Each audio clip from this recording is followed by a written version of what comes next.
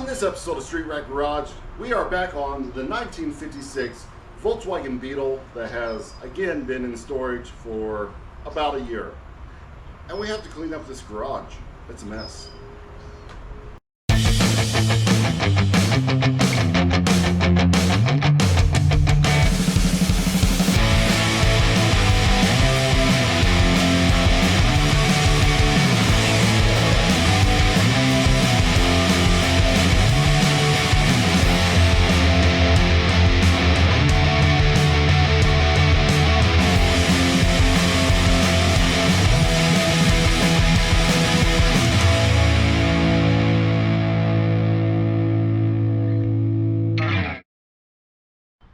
Okay, so this is a mess left over from Hot Rod Power Tour, the 69 Chevelle build. We got, valve covers, distributors, the big block that had a rod bearing that's bad in it. This is a back glass out of it. I couldn't put it in, there was nothing to attach it to. Lots and lots and lots of stuff. So we just have a giant mess in here. But the focus is this 1956 Volkswagen Beetle that's been sitting in here all winter, covered up, and starting to use it as a table up there. This is the nicest car we have in the fleet. It's been on the channel before. We've done an overview, but I never drive this thing. So maybe I ought to get it out and fix the little problems that really prevent me from driving it. I mean, it's such a nice car, but I don't think it has 1,000 miles on it since we built it like 5 years ago. Anyway, we got to clean up this mess though first. This is ridiculous. There's stuff everywhere. So that's the first thing. If you're gonna build something, you need a workspace to work in. So let's clean this up real quick and uncover the Beetle.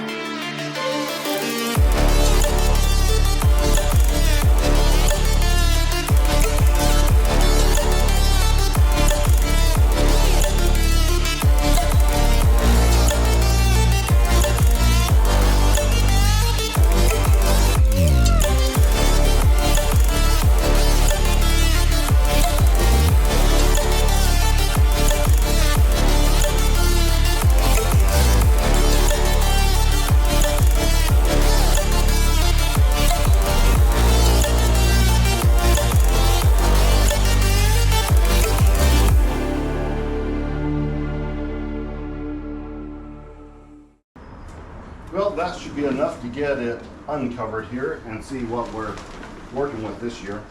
Got a lot of dust on the cover, and got a lot more dust on the car than I thought it should have for having a cover over it. Roll this back.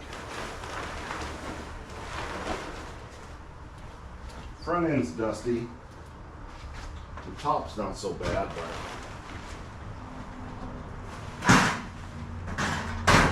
it didn't protect as well as I think it should. There she is. After a year in storage.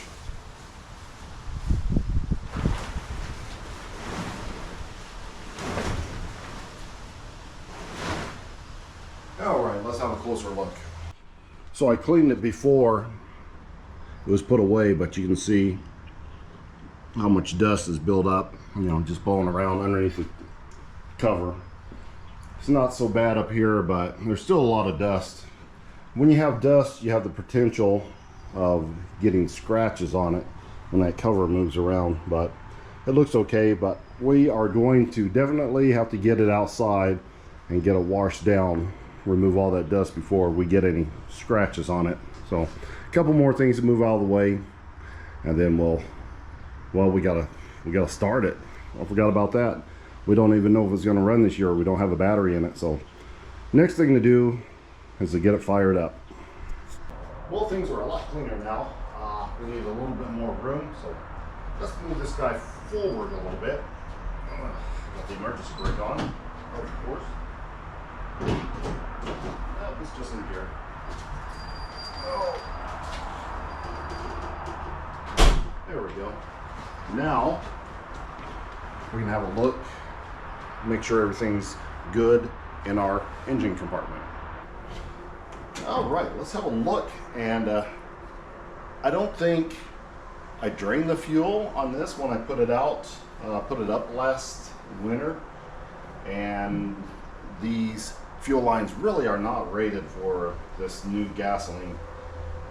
They're new fuel lines, so hopefully they held up to the test of time. Oil seems okay. We should probably change that. I think it's been at least 2 years since I've changed this oil, so that's 2 years and probably 300 miles. That's all. I don't drive this. I don't drive it because it does not ride very well at all, and that's kind of one of the issues I would like to address. But we can go at that later. So spark plugs are okay. All our linkage seems fine. I am pretty much just gonna toss a battery in this and crank it over until it starts. It usually does every year. Okay, now it's time for our battery. A lot of you probably don't know where the battery is located on a Volkswagen, but it's underneath the rear seat. So that's always fun, especially when it's lowered this far. And we have a battery, and it does not have the go handle. So that makes it even more fun.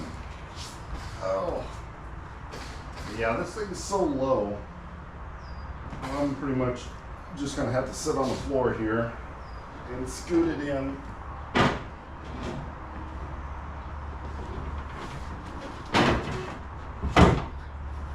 And just sort of drop it in. So yeah, the battery is right here. And of course, we are not quite using the correct battery because it's too tall. It's one of the really short, stubby ones. And when you put the wrong battery in, it can sometimes arc and cause you some issues. Now, this should be fine as long as we don't have anybody in the back seat to push those springs down and short out that battery. But that is it. One battery install in the 1956 Volkswagen. Okay, next up we need to add a little bit of fuel. Where's the gas tank? Well, that's underneath the front bonnet, as the Europeans call it. We call it a hood, but it's bonnet. So, did I leave gas in here? A little bit.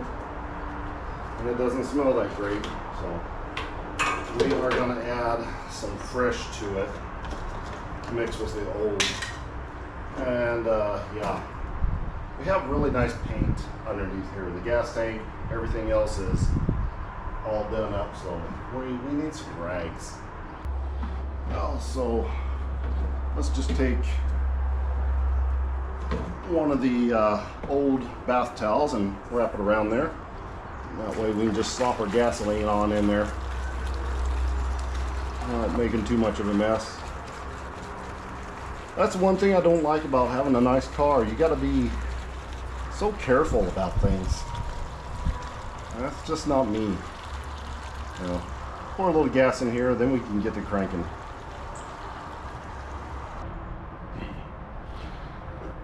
There we go. And cap back on. Let's see how nice everything looks underneath it here. It's ridiculous.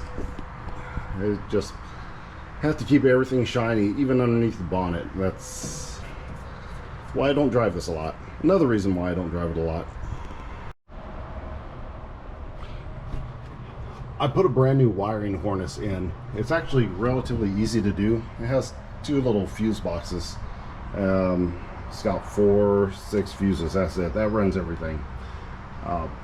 It's real simple, real easy. So if you have an old Volkswagen, you know, just throw a new wiring harness in. Those always go bad. I might need to clean that up just a little bit more. It looks a little nasty, but there's a plate that can go here too to cover that up. But I digress. I'm gonna go ahead and close the hood, and we're gonna get this guy fired up, make sure she's gonna run this year. Okay, we are inside, and we got our shifter upside down. We need to tighten that up. There's another thing for our list. We gotta put our window handles back on. We lost the pins out of our crank, our door crank, and our window crank, and we need a little plastic that goes on there. So that's on our list. It should look like this. That's a little bit loose. There's things we have to do. What else do we got? Yeah, everything else looks pretty good.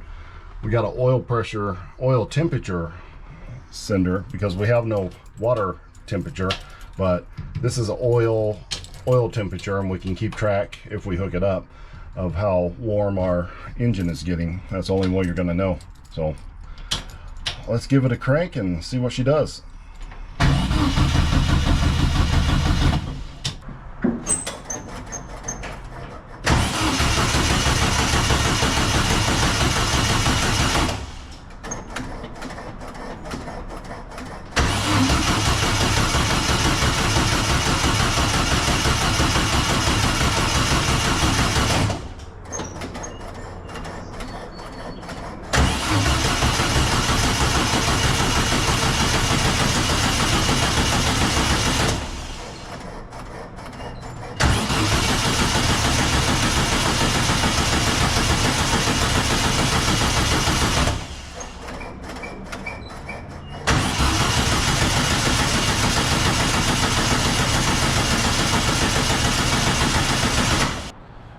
Well, normally it would have fired by now. I'm not sure what the problem is. Are we not getting gas? Are we not getting spark? Make sure our distributor's hooked up. Make sure, because I remember I took the coil, not the coil. What did I take? I took the rotor and the button out and used it on the Volkswagen bus that I had before, but I'm pretty sure I put it back in, because I do believe I drove this into the spot, Rambling Parks. So let's check and see if we have spark. We have points in this, so it could have gotten some moisture, and we could not be getting spark from the spark plugs. Yeah, from the spark plugs, because we're not getting spark from the points. There you go. So let's check for spark at the points. Okay, I just turned the ignition on, and there we go. We can turn that when we're getting spark. But are we getting good spark? Let me pull that out of there and give this a good open and close. It's not very good. So let's sand down the points a little bit, because it's a weak spark, and maybe that'll solve our problem. Let's get this in there and just get to sanding a little bit on the points.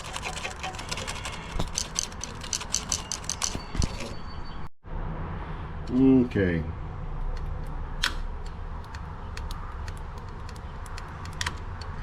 Okay, now we got a little bit better spark there.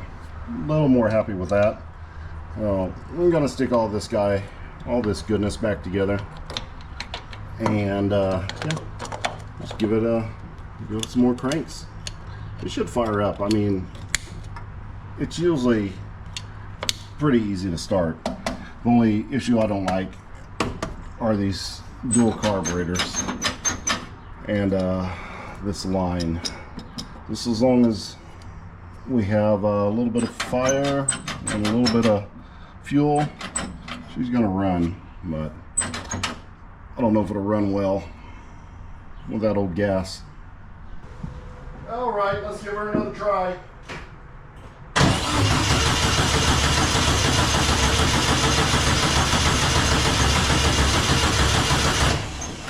I'm not getting anything.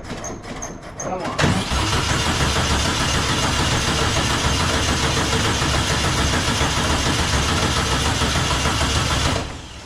Well, we know we're getting spark. Next up is fuel. And one there. And I'm just going to hit with a little brake clean. In there, in there, in there.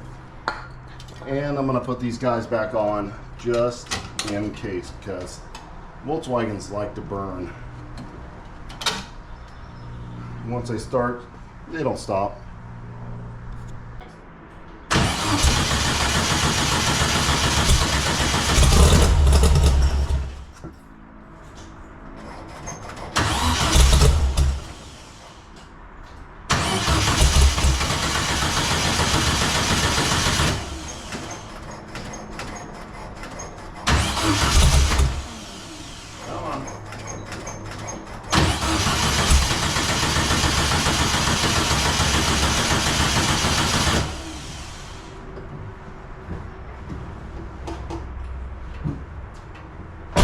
Well, we're not getting fuel, obviously. I have a pressure gauge here and a regulator that could have some issues. No fuel pump. Let's check underneath here to see if there's no, make sure there's no fuel on the ground. I don't see any fuel on the ground. Well, either our fuel pump stop fuel pumping, or we have a clog in the line, which I doubt that. Huh. Okay.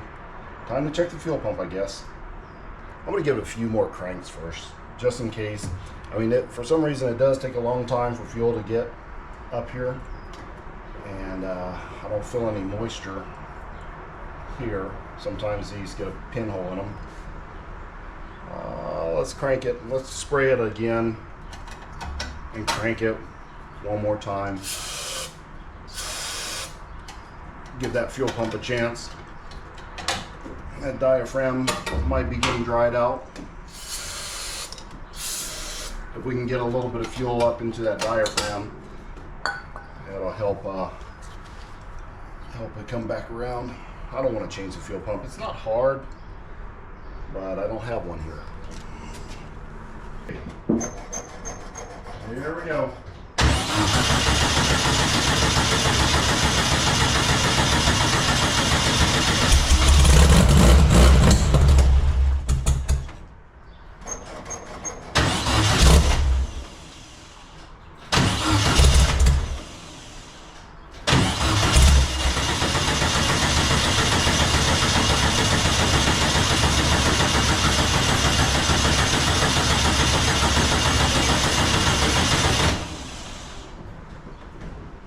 Nothing.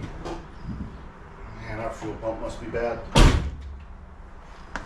crap. Crap. What to do? Do we order a new fuel pump and wait, or do we try to make this one work? I think we can pull this fuel pump apart and have a look inside. It's a rebuildable fuel pump, I believe. And I think you can check the diaphragms on them. So, what to do? Let me think about it, and we'll come back and we'll make a decision. Okay, this fuel pump, it does have a removable top. It looks like there's a little bit of filter in there. I am going to pour a little fuel in there, and we're going to cap it up.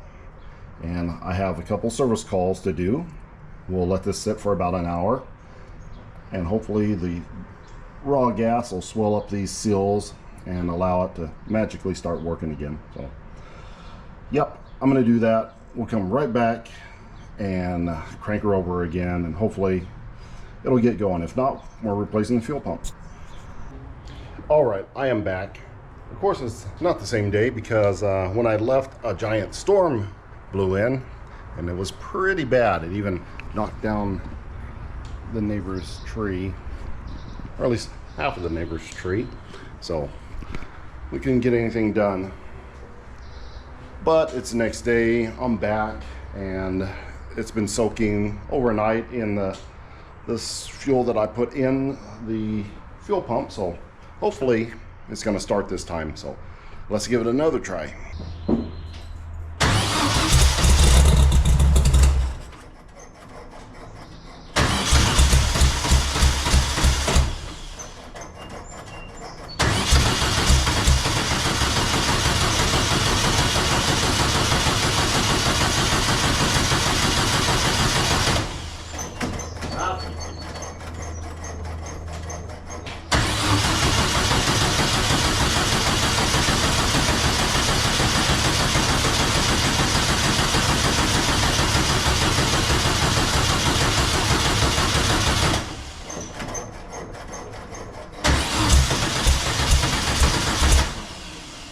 Do we have something? It's starting to work?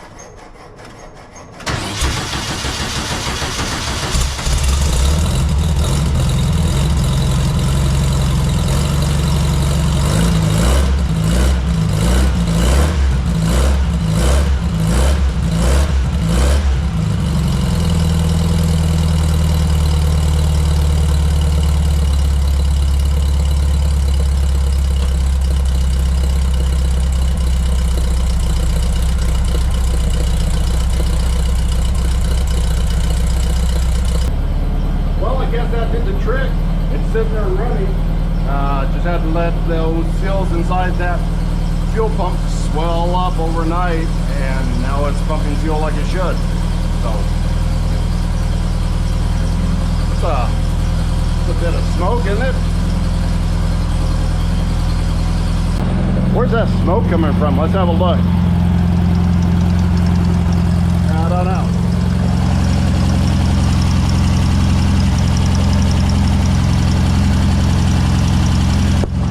It's just coming off the header there. I guess some oils has been leaking on them, so that should be okay. We'll just let that warm up and burn off that oil real quick.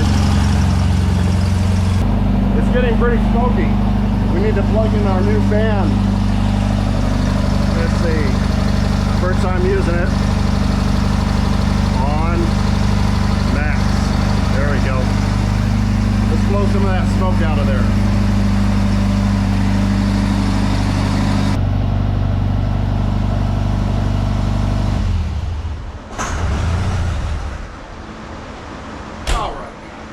Shut it down for a little while. We got a low tire here. We need to air it up, and then we can move it outside. Okay, for today's tire inflation, we'll be using the handy dandy Harbor Freight. What is that? I don't know what it's called. A Viking. It's got the little gauge on the back. All you do is set up the gauge to the desired tire pressure, click it on, and it airs up the tire to that desired tire pressure. So that's what we're doing right now. This is another one of those Harbor Freight tools that I use on a daily basis, and it's actually pretty good. No problems. Had it about 6 months, and doing the roadside assistance thing, just about every single day I use it, no problems. So Harbor Freight for the win. Okay, it's time to pull this out for the first time this year, and I will show you one of the problems that we need to address with this car. Kind of over it, and we definitely need to take care of it.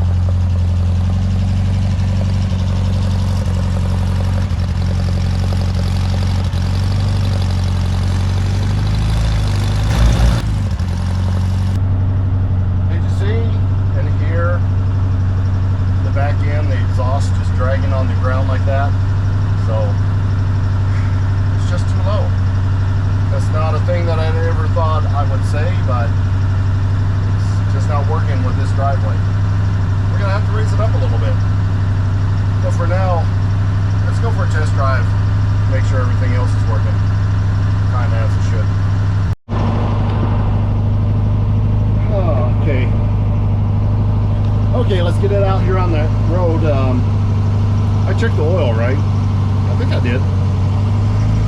Yeah, I checked the oil. So we're good. It's loud. That is another issue. It's really loud.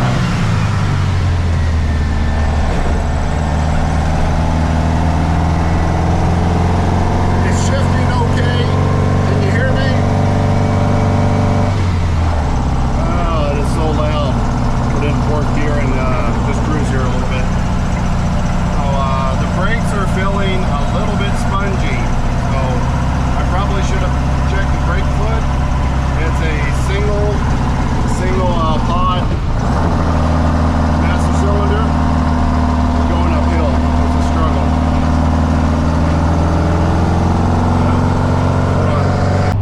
All right, let me get pulled over a little bit so maybe you can hear me a little bit better. But I think issue number 2, I don't know if I'll resolve it or not.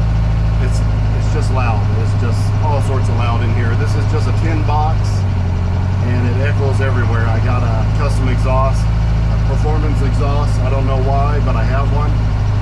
It's just too loud. I don't know if I'm getting old or what. It was fine before and now it's too loud. Brakes, we got to fix the brakes, and I'm afraid we're gonna have to brace this up a little bit, at least until we get air ride. The ride quality, I don't know if you can see me bouncing around, is awful. It's pretty bad. I'll show you a little bit more about that when we get back.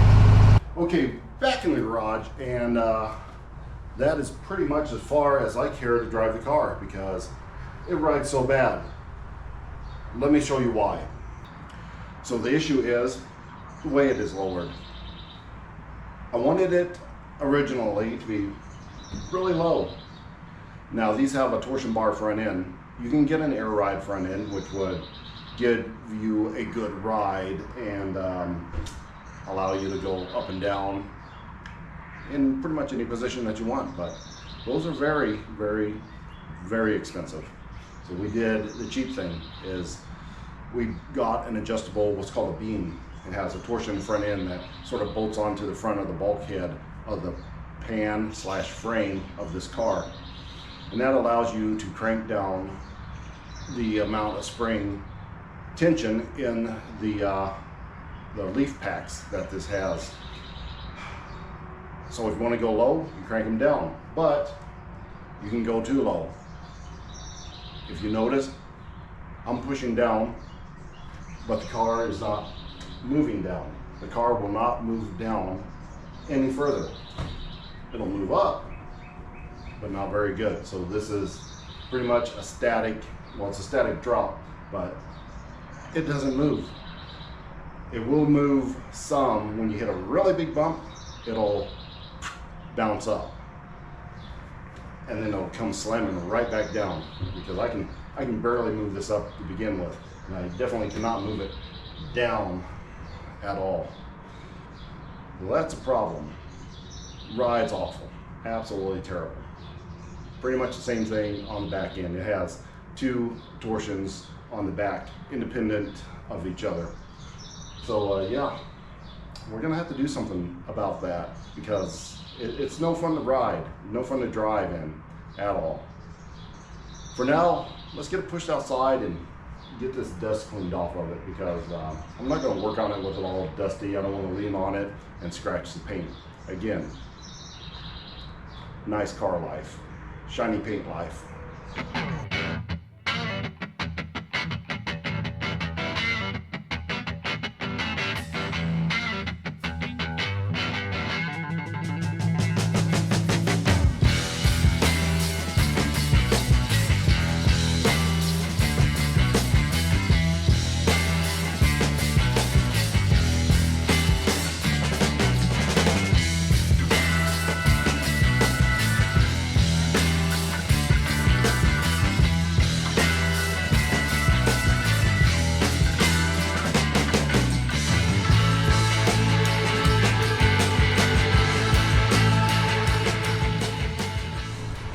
There it is, nice and clean once again, shining bright, just like we don't like. And yeah, Hey, look. How much room do we have? I can stick the end of my finger right there. So I cannot back straight out of my driveway. I have to come down at an angle in one of those directions to minimize the scrapage. So that is definitely an issue. I didn't push down on the back for you. There's a little bit of movement. Can you see it? That is all the rear movement there. So we know we got just a little bit of rear movement and zero front movement. That's too bad because I really like the way it looks. We are just going to have to spend the money one day and put air ride so we can bring it up, cruise around, slam it on the ground. But I can't drive this car. I mean, it's ridiculous. It's dumb to drive. So you got to raise it up just a couple inches, maybe. It's still going to look good. So let's pull it in the garage and get to work.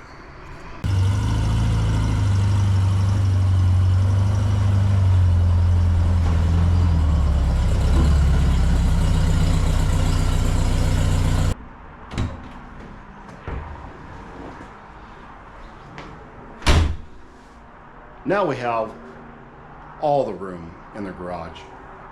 It's mostly clean, and we got a small car, so we can just park it kind of sideways in here and jack this thing up, and we'll have a look, and I'll show you that torsion rear and front end, rear end and front end that I was telling you about, and how we can adjust them. It's actually pretty easy.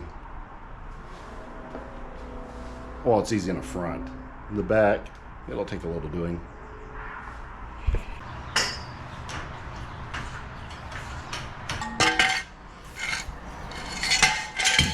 We'll jack it up nice and high, get our stands in place, and now we can have a look under it and I'll show you the adjustments. Okay, this right here is what I was referring to earlier as the beam. There's actually two bars that go across, and it is bolted to the frame or pan just with these 4 bolts right here. That's pretty much all that holds it on. This is a torque spring suspension, so this has springs inside of this bar, and they attach to these pivot points right here and right there. So both tubes have springs on them, a stack of springs, almost like leaf springs, only flat and a lot thinner. I can't remember how many are in here, but like 6, 8, give or take. There's an adjuster right here. There's one there and there's one there. Now these beams do not come with it from the factory. If you can see right here, the beam has been cut in two. It has been narrowed so that the track width sits inside the wheel well.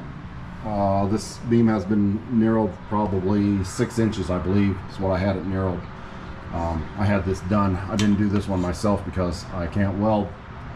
Anyway, you have to put these adjusters in, and what happens is this right here rotates the spring pack up and down. So right now we have it pushed all the way up, which is lowering the tension on the springs. So if we unbolt this one, unbolt this, and we bring it down, it's going to add more spring tension and raise the wheels, not raise them up, it's going to force them down, which is going to raise the body higher. So it's going to give us a little bit more cushion when we go down the road and not bottom out all the time, and give us a little bit more ride. It's going to set the car up a little bit higher, but we are going to sacrifice looks for functionality this time.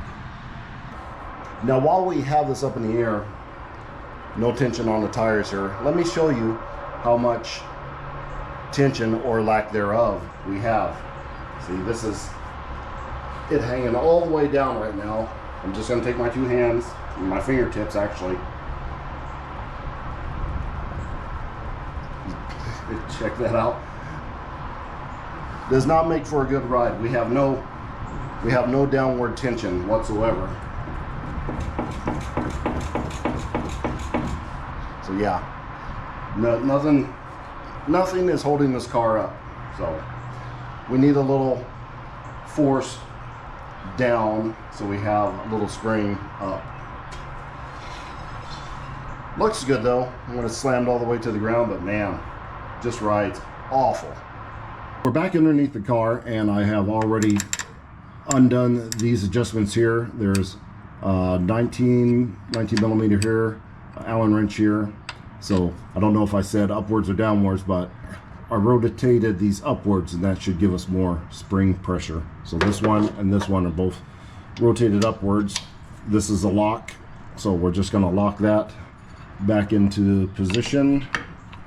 Make sure that is tight, and then lock it back into position, and then run this bottom lock up so it holds the block, the rotating block, in orientation as well.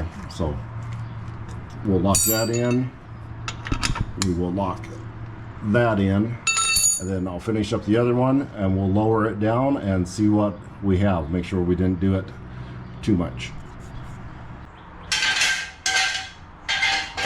All right, time to lower it back down and see what we have for stance. Ready? Here we go. Well, I can get the jack out from underneath of it, and we can push down on it. What does that look like over here? That's fine, right? That must have been 3 inches. I mean, it was way down there before, but it'll probably settle just a little bit more. But we have some suspension. We can push down on it. It's not just bang, popping up. Check the other side. Yep. Seems a little springier over here for some reason. I guess it's about the same. So yeah, that's that. Now, does it rake upwards a little bit? I think it rakes upwards a little bit, so we need to adjust the back end. Now the back end, not as easy as the front end, but it's pretty stiff right now. So we're definitely gonna have to come up probably 2 inches, maybe even 3 inches. The back end's really on the ground, so let's get the jack, get the back end up, and we'll go through that procedure. Like I said, not nearly as easy as adjusting the front. Well, next up we need to remove the back wheels. I already jacked it up, all that fun stuff. I'm sure you didn't want to watch. So yeah, when you have a clean car, you also have clean rims. So you got to be careful when you take your lug nuts off and don't scratch up your rims. So that's another bummer. Oh, there we go. These tires are probably, how old are these? 5, 6 years old, and they still have a little bit of nub on them because I don't drive it, because it's a nice car. Look at this right here. This is another thing. When you have a nice car, you care that it has rust on the drums. See, about once a year I come in here and clean all this up. I did have it, I thought I clear coated this. I have to go back and look, but I thought I hit this with clear coat, but the rim is probably rubbing on it or something. I don't know. It comes right off, but now I got to clean this all up, get rid of the rust, so it's all shiny. It just never ends with this stuff. Now look at this here. Let me go through this real quick. These are what help lower the car. This right here is called a drop plate. Normally it will not have this rise in it. These were custom ordered from Jerfab. It's upside down. It's been a long time. I forgot where this guy is out of. I don't know. I ordered it off the Samba.com. There's a guy that advertised. He makes these plates. So normally this just goes straight across. This is supposed to be a 1, 2, 3. I think this is a 3-inch drop, but I still had to index. I still indexed the torsion tube here to make it even lower. And this does have some spring on it, so we'll have to be careful. But we got 3-inch drop here, and we did what's called indexing. So we're gonna have to pull this off here, and there's a spline behind here. And what we do is we pull this plate off, we index it down a little bit and stick it back on, and that'll give us more lift up, so we don't have to just come out here and change this plate again. So let's get to doing that. Let's pull some of this stuff apart. I'm on the other side of the car, pulled the wheels and stuff off. We got a stiff brake. That's one thing we need to address. It should drag just a hair, but not that much, and especially not as much as we've been driving it. So, but that's not the real issue. The real issue is this. We got not very much spring tension here, but on the other side we have a lot of tension, a lot. I can't move it at all. So I think we made a mistake a few years ago when we put that drop plate on. We never really noticed it. The car probably just sat level because the whole front end is down and can't move, but it didn't lean from one side to the other.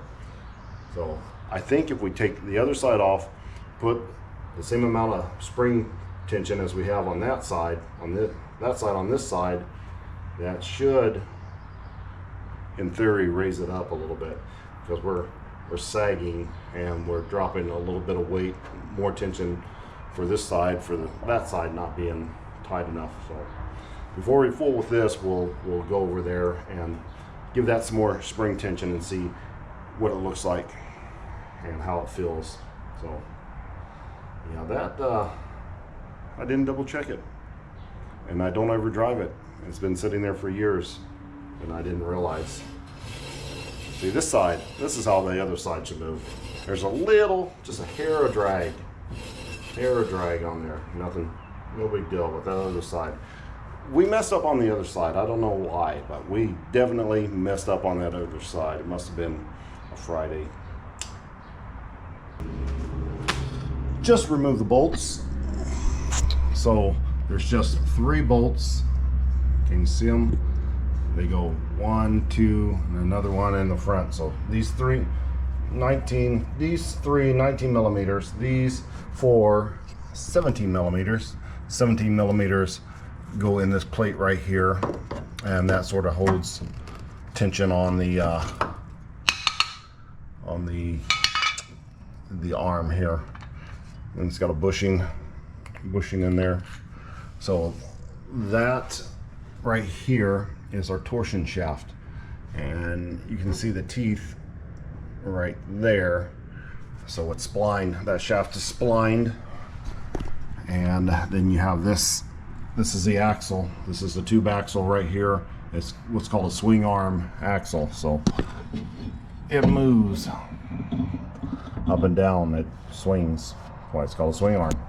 So this is our plate loose here, and we got a hole here, and our brake line goes through it, and our brake line goes through it. Our emergency cable goes through it, so we shouldn't have to really take that out. But let's see, we can see how much play we have. If I can hold this torsion up off of it.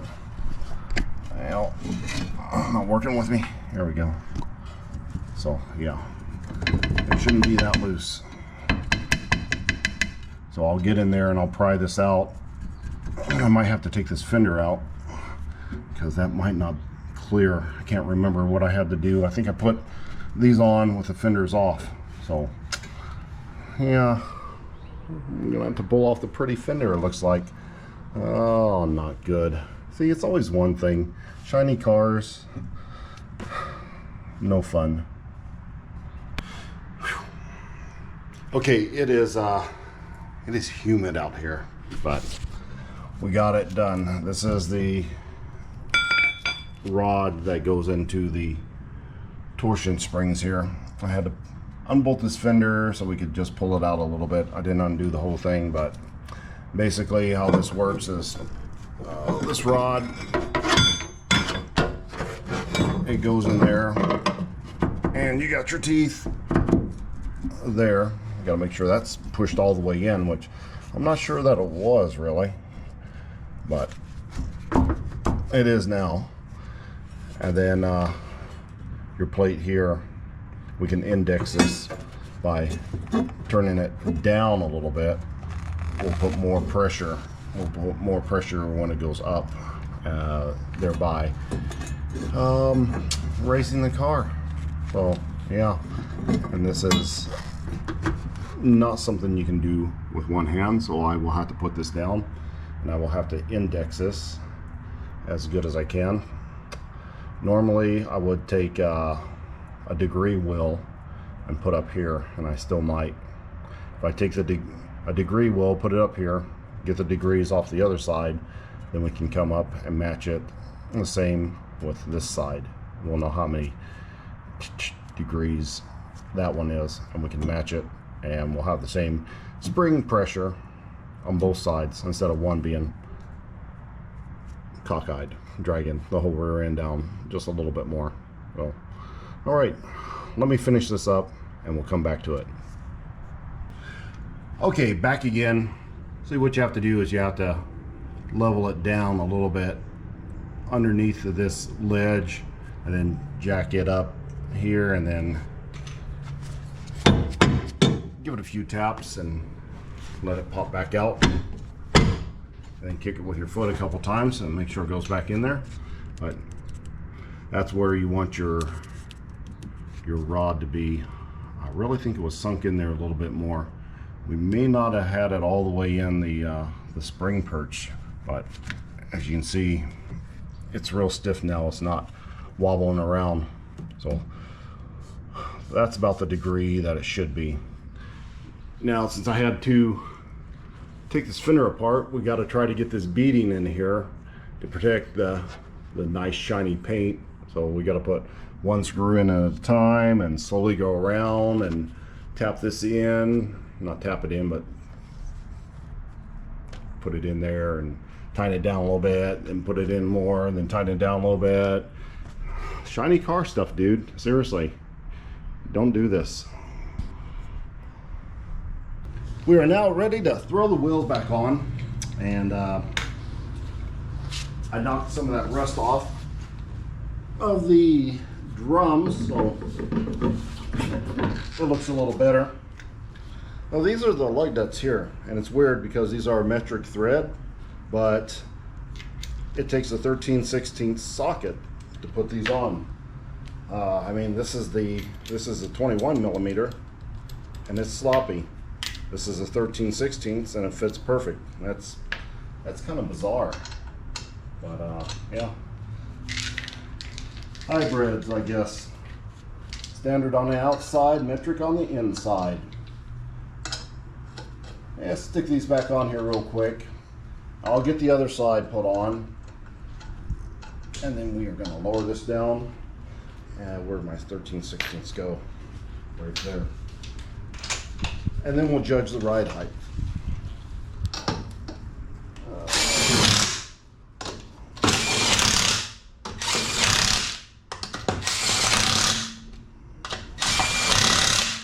Perfect. Okay, down we go.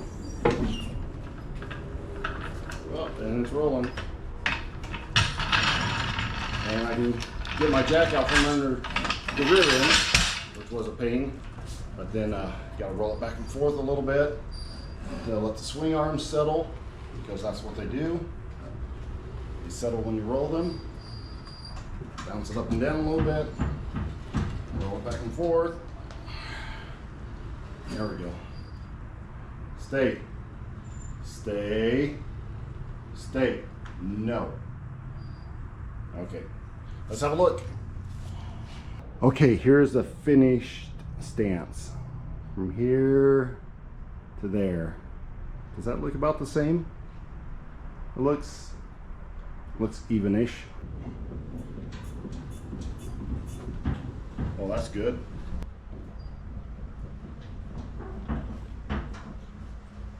Perfect. Well, I guess there's nothing left to do but jump in, give it a ride, hit a few bumps, and see if we can live with the ride now. So let's go.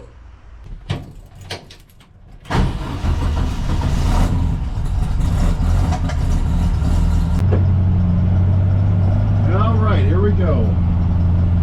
Well, I can't see much out of these small windows in the Volkswagen. Parked it in here sideways.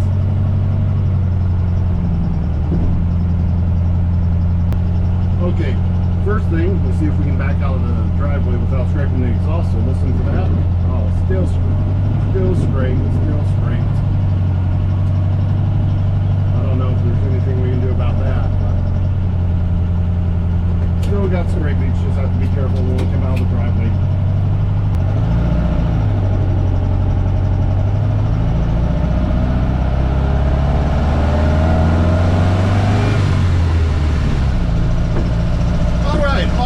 Go see how well it rides now, or how okay it rides, I should say. It's still a lowered car and it's still not going to ride great, but it's not a daily driver, so there can be some bumpiness, just as long as it's not damaging the car when we hit a bump.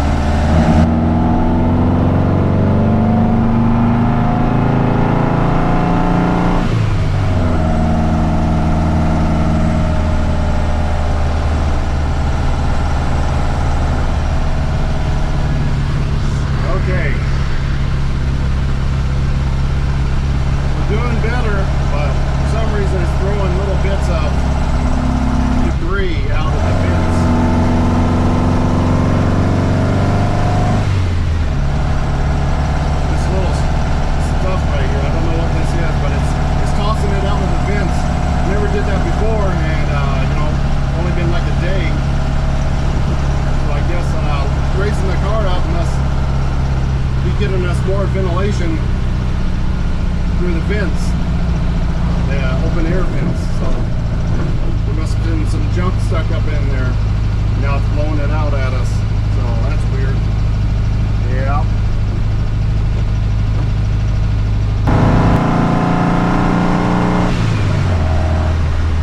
Well, as for overall ride quality,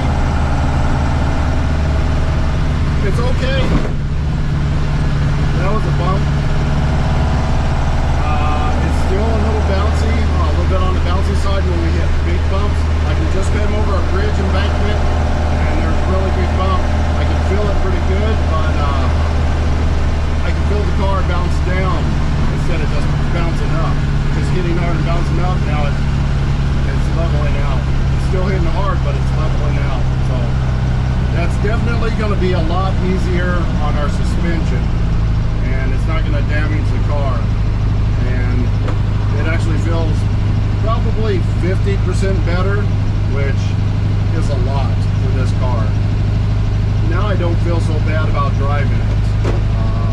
We've ran over some of the biggest bumps there are here on the streets, and it took it okay. Not great, but okay.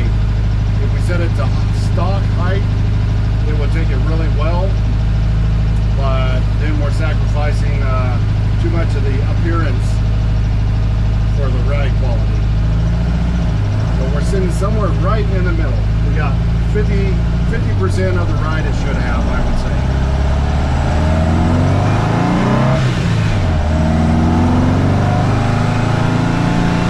But we still have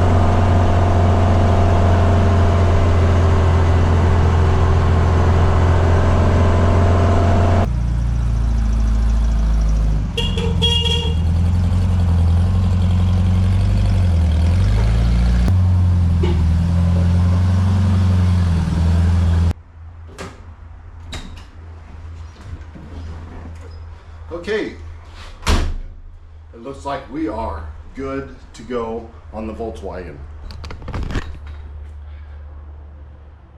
It looks good. It drives okay. Like I said, it's pretty much level, and I think we can live with that. Now let's try to find some car events sometime this year, and maybe we can take it out and bring home a trophy or two.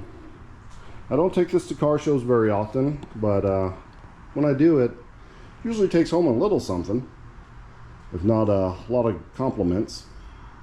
Here's one of the trophies that it did win. This is Best of Show. This is a homemade trophy. These are the ones I like the best. These beads don't go with it. These were from Hawaii. So yeah, it's got a little carburetor, a VW intake manifold, a Chevy timing chain, and valves. So this was from a Volkswagen show. So it's a compliment. It's a compliment to get a Best of Show trophy at a Volkswagen event. It says, oh, it's dusty. There it goes. You gotta wipe it off. You can see it. Best of Show 2019. So this is it going around the Indy 500 track. That was cool. And this is another event, Warbird car show. That was an open car show. So all sorts of classes. It got, what was that? Best of class on that one. So it does good. I mean, that's one good thing about a shiny car. If you make it look right and it's done well, it's gonna win you some trophies. But I still rather drive the old patina vehicles. So that is going to do it for this episode. We really got some stuff accomplished that I wanted to get done for a long time. I really feel like I can drive this car now. I'll take it out some more, promise. So that's going to wrap it up for this episode of Street Rat Garage. Until next time.